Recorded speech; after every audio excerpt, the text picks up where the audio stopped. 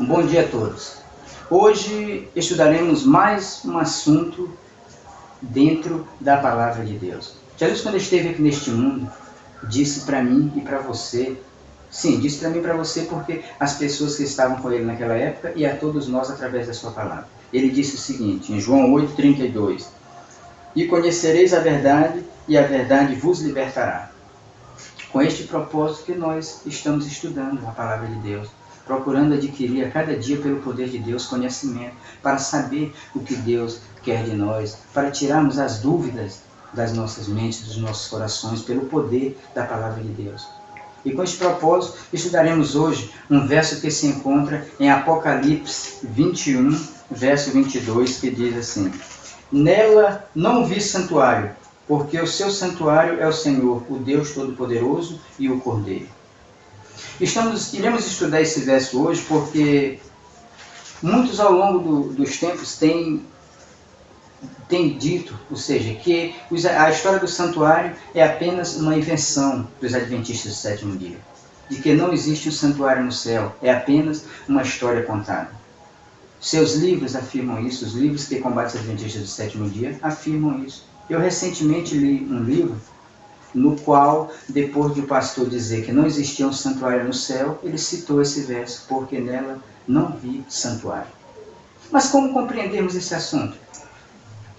Para que eu e você tenhamos ideia do que significa, é preciso nós recorrermos, como já foi lido, a palavra de Deus, porque é só ela que nos liberta.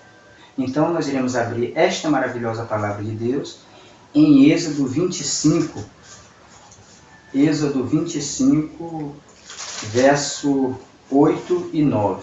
Lá nos diz o seguinte, e me farão um santuário para que eu possa habitar no meio deles, segundo tudo o que eu te mostrar para modelo do tabernáculo e para modelo de todos os seus móveis, assim mesmo os fareis.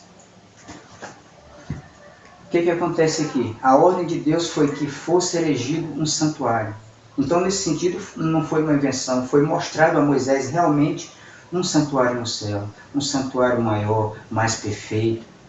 Mas Deus disse que o daqui da terra, apesar de menor, de ser apenas uma figura, tinha que seguir os parâmetros do que foi visto no céu.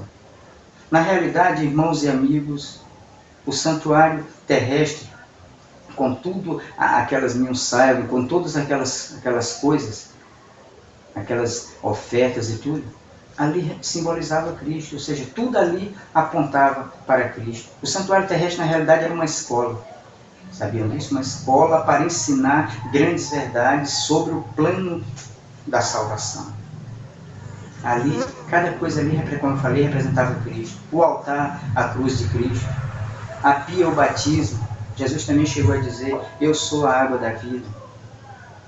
Quando você entrava no primeiro compartimento, à direita estava uma mesa com 12 pães, o chamado pães da preposição, simbolizava os 12 apóstolos. Jesus também disse, eu sou o pão da vida. À esquerda estava um castiçal com 7 lâmpadas. As lâmpadas ardendo ali, pelo menos algumas, simbolizavam Jesus, a luz da vida. À frente aqui, entre o primeiro e o segundo compartimento, estava um altar, 1 metro de altura mais ou menos, por meio de largura. Era o altar do incenso, onde se trazia as brasas do altar do sacrifício e eram colocadas ali para botar incenso e subir em aroma agradável a Cristo. Ali simbolizava as orações dos santos que sobem com os méritos de Cristo. No segundo compartimento encontrava-se uma arca com uma cobertura dourada chamada propiciatório, a misericórdia de Deus para com os que infringiu a lei. A lei é o código de justiça, é a norma do juízo. Os querubins em cima da arca mostravam o interesse das hostes celestiais pelo plano de salvação. Daniel 7 diz que milhares e milhares, miríades e miríades, estavam diante do trono de Deus. Uma luz emanava, era o Shekinah, que simbolizava a presença de Deus. E como nós vimos, você pode até dizer, mas o que isso tem a ver com o verso agora que acabamos de ler de Apocalipse? Tem muito.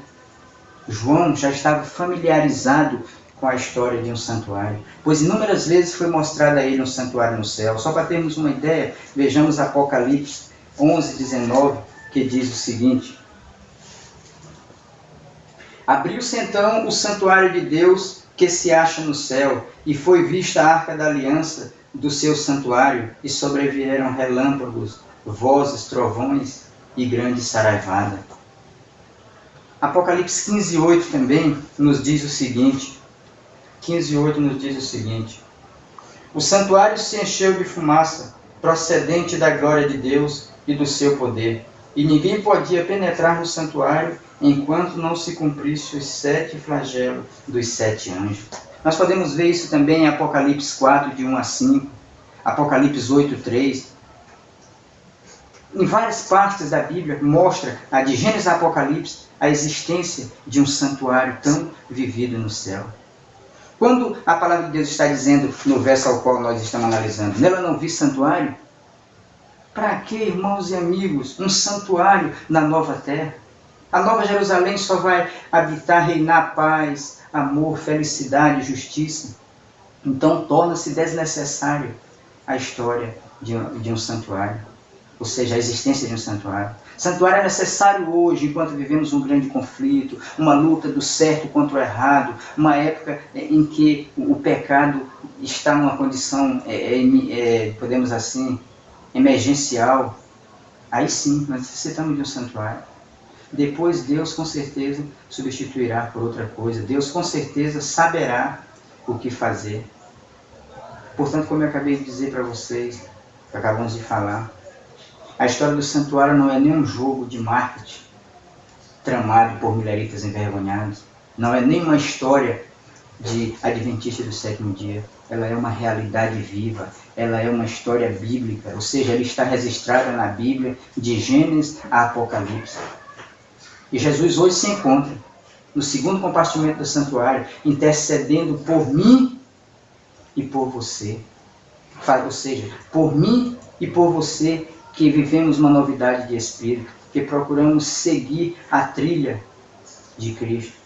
Mas Ele também convida a você que está nos assistindo também.